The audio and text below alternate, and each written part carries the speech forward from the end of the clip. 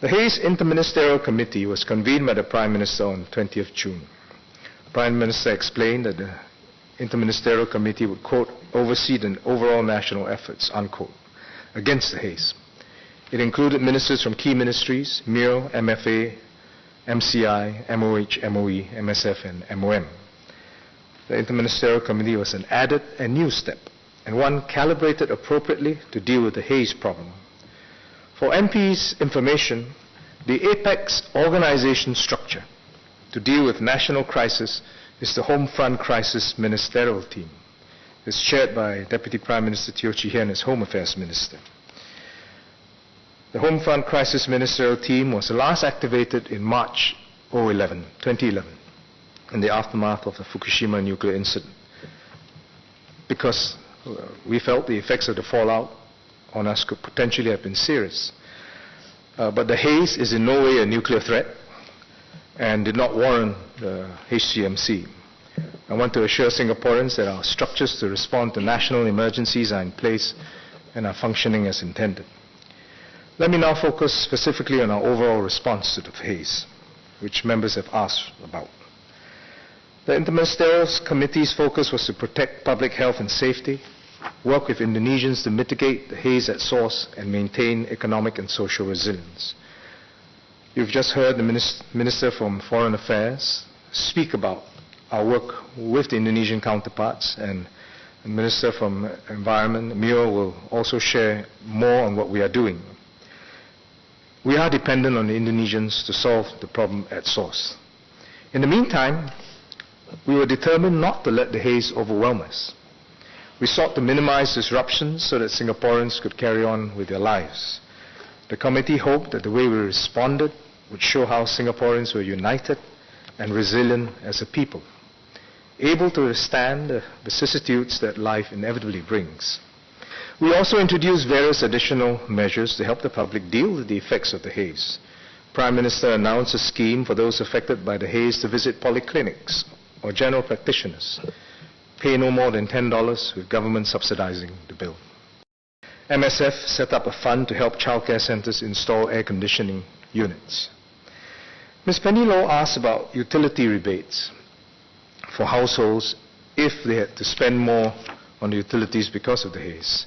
Thankfully, the period of severe haze lasted only 2 days, and we already have in place various schemes that provide utility rebates. For example, the GST voucher, the USAVE payments. GST voucher USAVE payments will be disbursed this month to lower and middle income households living in HDB flats. The first half of the GSTV special payment announced during budget this year will also be disbursed this month. Eligible HDB households will receive between $135 and $195 worth of GSTV USAVE this month. Those living in smaller HDB flats will be able to offset between 2 to 3 months of utilities on average. At the same time, dealing with acute issues, all the ministries pressed on with their haze action plans. The overall goal was to protect Singaporeans, and even if the haze worsened, to, quote, adjust, slow down, but not to stop, unquote. We examined all sectors in detail, paying particular attention to those vulnerable and working outdoors for long periods in our schools, childcare, kindergarten facilities, our VW homes, businesses with outdoor activities such as construction, logistics, shipyards, F&B, garbage disposals, cleaners, etc. We focused particularly on critical and essential services such as healthcare facilities, security operations, supply of power, water, fuel, food, banking and finance, postal, to ensure that Singapore would not seize up, even when the air quality turned hazardous. So since 20 June, NEA provided a daily health advisory for the next 24 hours, next day forecast, so that people could plan ahead. Prior to that, it was a historical measure. You see a figure of what had happened. We had feedback that says, well, that doesn't really help me that much. I want to know what to do ahead. So we pushed the experts, and they said, well, okay, we're comfortable to give a 24-hour next day forecast.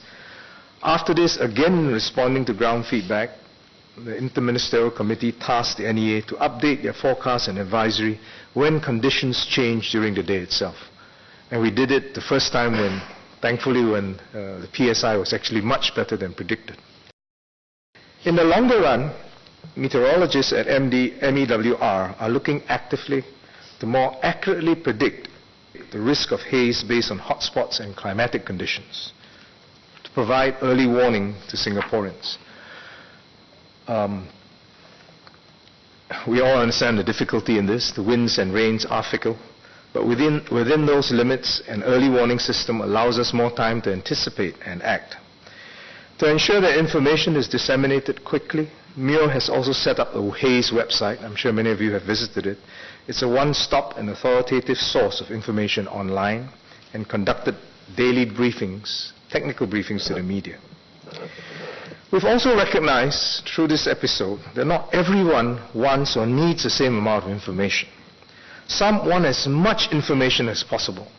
In other words, name me all the X number of pollutants every hour, all the minutiae, and let me decide my life for myself. Others, on the other extreme, says, you're giving me too much. I just want to know what to do, whether I can go outdoors, do I need a mask or not. We have tried to meet the needs of different groups, and I'm gratified that Singaporeans have found an improvement in obtaining information. In a recent poll by REACH, 97% said that they could find the information they needed on the haze. Nonetheless, we aim to give more useful, timely, and authoritative information to Singapore. That surely must be an aim for any emergency exercise. So for the haze, we've heard the feedback. We would certainly like to tell Singaporeans more precisely your health risk based on the exposure to specific air pollutants and how long you've been exposed to, or how they can mitigate or reverse these risks. And actually we do that in advisories against smoking, where the research is much more mature. We can't do that as confidently as for air pollutants until more reliable information is available. And our health advisories are guided by the panel of experts and the Ministry of Health based on the best evidence currently available.